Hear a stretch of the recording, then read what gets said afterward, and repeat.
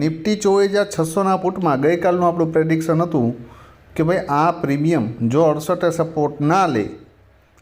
Support ના લે તો પછી આની જગ્યા છે 25થી લઈને 35ની આજુબાજુ ક્યાંય પણ જો સપોર્ટ લેતું દેખાય તો આની અંદર એન્ટ્રી કરી શકાય. તો આ જગ્યાએ એને સપોર્ટ લીધો અને ફરી પાછું એ જ સપોર્ટની આજુબાજુ આવીને 3 પિન બાર કેન્ડલ બનાવી. બરાબર. જો અહીંયાથી તમારી એન્ટ્રી થઈ હોય તો આપણો ફર્સ્ટ ટાર્ગેટ કયો હતો તો કે 68 અને એનાથી ઉપર હતો આપણો સેકન્ડ ટાર્ગેટ આ જેટલો હાઈ છે તે. પણ ઓલમોસ્ટ એની લગભગ 40-42થી 90 સમથિંગનો હાઈ માર્યો.